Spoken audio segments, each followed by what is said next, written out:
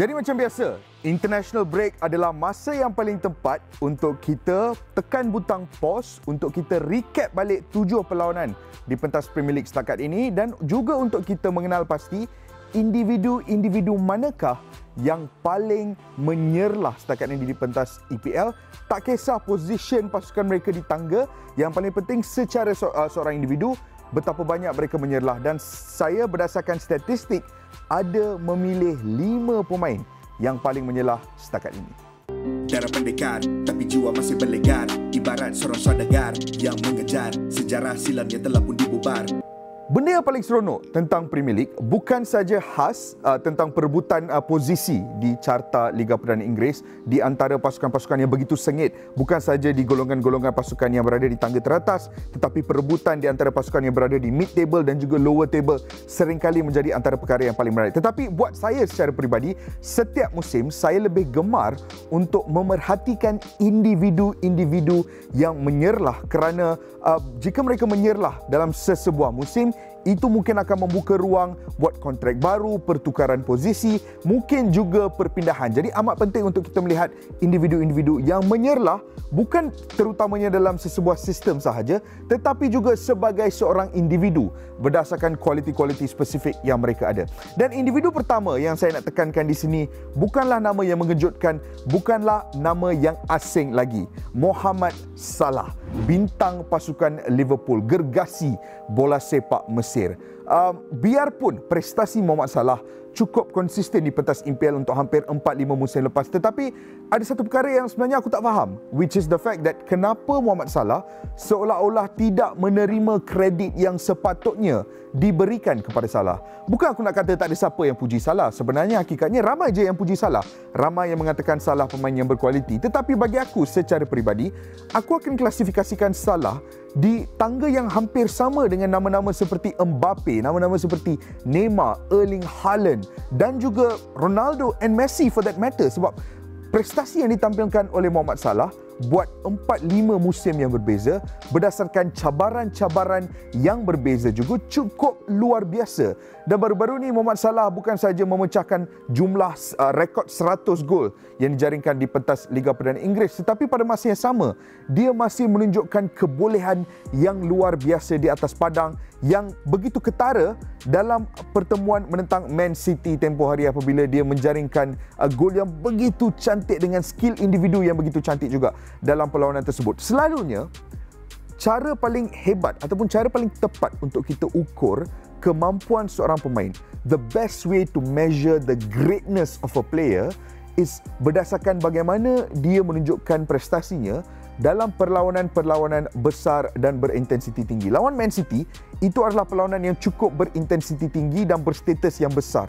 Tetapi Mohamed Salah tetap tampil dengan aksi bergaya dan membantu Liverpool mendapatkan satu mata, dan secara peribadi buat saya dalam perlawanan tersebut, dia adalah the clear man of the match. Musim ini di pentas Liga Perdana Inggeris, kita lihat statistik-statistik berikutnya yang cukup luar biasa. 6 gol yang meletakkannya di kedudukan pertama perebutan untuk Golden Boot. Shot creating actions, penciptaan peluang rembatan, dia berjaya mencipta 38 setakat ini yang meletakkannya di tangga pertama Premier League. Assist, 3 assist, 4th in the Premier League. Through balls, 4 through balls setakat ini kedudukan keempat di pentas Liga Perdana Inggeris.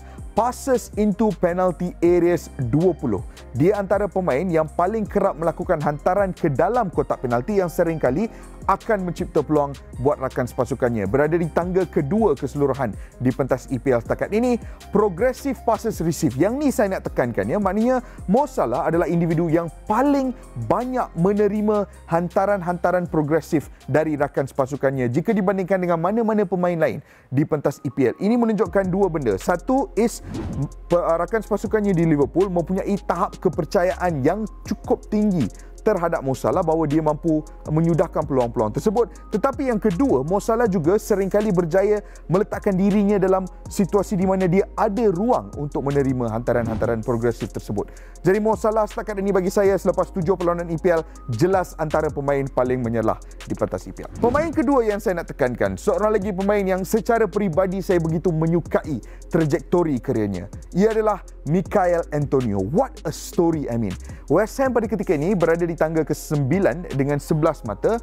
Mungkin mereka mahukan kutipan mata yang lebih tinggi setakat ini berdasarkan skuad yang sedia ada, tetapi tidak boleh dinafikan Michail Antonio dan juga kisahnya merupakan antara standout story setakat ini di pentas EPL. Kita kena ingat ya, Michail Antonio adalah seorang individu yang buat 10 tahun lepas banyak beraksi di liga-liga bawahan, banyak dihantar beraksi dalam kelab-kelab lain secara pinjaman, dan pada masa yang sama dicampak oleh beberapa jurulatih berbeza ke beberapa posisi yang berbeza. Kadang-kadang beraksi sebagai right back, right wing, berada sebagai attacking midfielder, tetapi kini biarpun usianya telah pun melangkaui 30 lebih, dia kini berada dalam satu situasi di mana dia ada posisi yang begitu sesuai dengan style dan juga gaya permainannya. Musim ini Michail Antonio telah pun menjaringkan 5 gol yang meletakkannya di tangga ketiga untuk perebutan Golden Boot.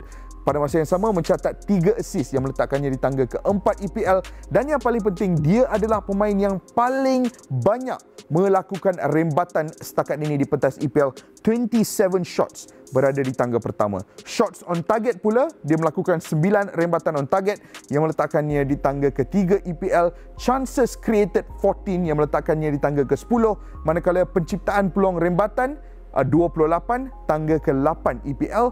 Dan pada masa yang sama, Michail Antonio adalah antara penyerang paling efektif dalam meletakkan tekanan di bahagian final third. Kebolehannya untuk melakukan pressing terhadap defense pasukan lawan juga cukup luar biasa. Successful pressure rate musim ini untuk Michail Antonio adalah 40.5%. Maknanya 40% dari skala tekanan yang dilakukan oleh Michail Antonio berjaya menghentikan passing opportunities yang dilakukan oleh pasukan lawan. Itu Michail Antonio. Pemain ketiga yang kita nak lihat pula yang menonjol juga adalah Allan Saint-Maximin. Yang menarik pasal Allan Saint-Maximin adalah Newcastle pada ketika ini sedang bergelut di zon penyingkiran, tempat ke-19 dengan hanya 3 mata setakat ini. Tetapi itu tidak boleh menafikan bahawa Allan Saint-Maximin adalah individu ataupun antara individu yang paling menyerlah di pentas EPL setakat ini. In fact, tidak sukar untuk saya juga secara peribadi mengatakan bahawa tanpa Saint-Maximin, Newcastle mungkin akan menjadi pilihan favourite majoriti orang untuk disingkirkan. Kerana Allan Saint-Maximin bukan saja memiliki kualiti, tetapi X factor untuk membantu pasukan di atas padang dan juga dari sudut pandangan skuad moral di atas padang. Apabila ada seorang pemain seperti Saint-Maximin dalam sesebuah skuad, rakan sepasukannya boleh beraksi dengan lebih confident kerana mereka tahu mereka memiliki seorang pemain yang boleh mencipta something out of absolutely nothing. Itu adalah kualiti utama Saint-Maximin. Dan kalau kita lihat dari sudut pandangan statistik juga, musim ini dia mencipta 3 assist setakat ini yang meletakkannya di tangga keempat EPL. Chances created 17 yang meletakkannya di tangga ke-6 EPL. True balls, dia adalah seorang pemain yang begitu licik, yang suka melakukan hantaran-hantaran oleh. 5 true balls yang meletakkannya di tangga kedua Premier League setakat ini. 26 crosses, ini adalah salah satu dimensi yang penting dalam kebolehan Allan Saint-Maximin, kebolehannya untuk melakukan hantaran-hantaran lintang dari bahagian sayap. Tetapi pada masa yang sama, dia juga mempunyai dimensi dan kebolehan untuk menggerakkan bola ke dalam kotak penalti without making crosses. Jadi dari sudut pandangan carries into penalty areas, dia berada di tangga ketiga EPL dengan 20 carries into penalty areas setakat ini di EPL dan 27 players dribble pass. Musim ini dalam hanya 7 perlawanan, dia telah berjaya menggelecek bola melepasi 27 pemain yang meletakkannya di tangga kedua EPL. What a player Allan Saint-Maximin, dan pada pandangan aku tidak lama lagi sudah tentu a bigger club akan cuba mendapatkan khidmatnya. Pemain keempat yang kita nak sentuh pula secara peribadi, ini mungkin pemain kegemaran aku di pentas EPL setakat ini, Joao Cancelo. Musim lepas pun aku ada buat video Match Stats pasal peranan unik Cancelo dalam sistem Pep Guardiola dan bagaimana dia menjadi ejen untuk exploit half spaces dalam sistem Guardiola. Dan sekali lagi musim ini, Cancelo adalah absolutely ever present. Dalam hampir kesemua perlawanan dia menunjukkan aksi yang luar biasa. Dan kita boleh nampak dari sudut pandangan beberapa kriteria yang berbeza di mana dia begitu mendominasi statistik. Yang paling penting aku nak tekankan kat sini adalah Cancelo adalah pemain yang paling banyak menyentuh bola di pentas EPL setakat ini. 673 touches yang meletakkannya di tangga pertama, dan pada masa yang sama dia adalah pemain yang paling kerap dicari oleh rakan sepasukannya. dia adalah 486 kali menjadi pass target. Maknanya 486 kali dia dicari oleh rakan sepasukannya melalui hantaran di atas padang yang sekali lagi meletakkannya di tangga pertama. Ini menunjukkan bahawa ada kepercayaan yang cukup luar biasa terhadap kebolehan Joao Cancelo untuk melakukan dua benda. Satu, untuk retain possession dan jangan mudah hilang kawalan bola, dan pada masa yang sama untuk menggerakkan bola ke hadapan melalui either progressive passes ataupun progressive carries. Dan perkara tersebut boleh korang lihat dari dua kriteria tersebut juga. Kerana untuk progressive passes, dia melakukan 53 progressive passes setakat ini yang meletakkannya di tangga kedua EPL, dan pada masa yang sama dia melakukan 67 progressive carries which puts him third on the Premier League table. Absolutely ridiculous player. Joao Cancelo ni bukanlah pemain yang bila nampak kita akan terus tertarik dengan gaya permainannya kerana dia cukup simple, very efficient, tak begitu flashy.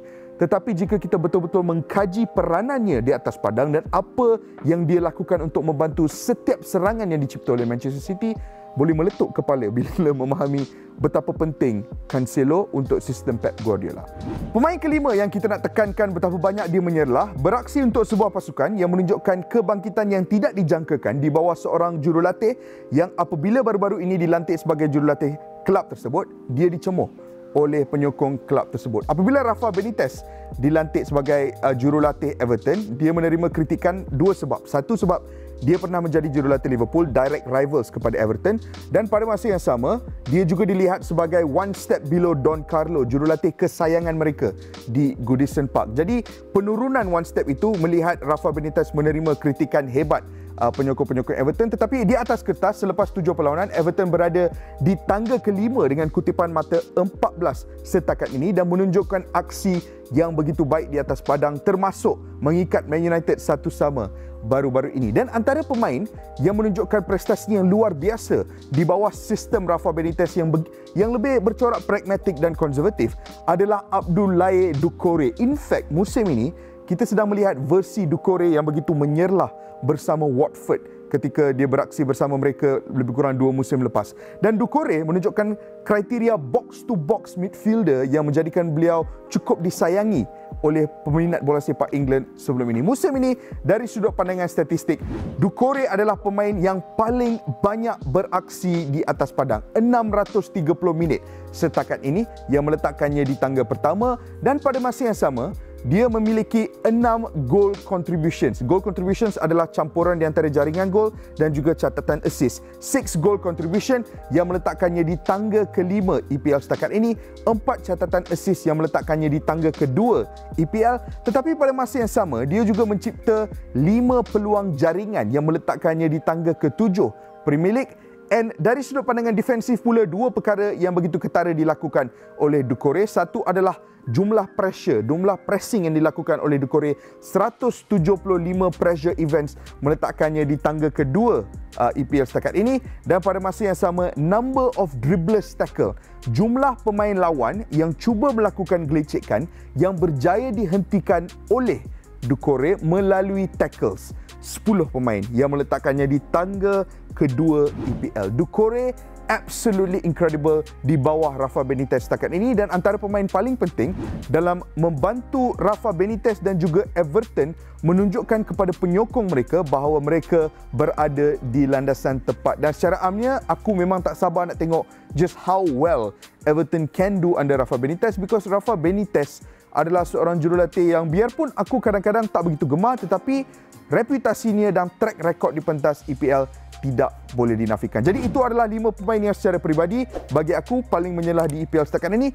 Pada pandangan korang, siapa lagi pemain EPL yang menyelah selepas 7 perlawanan? Kongsikan pandangan anda di ruang komen.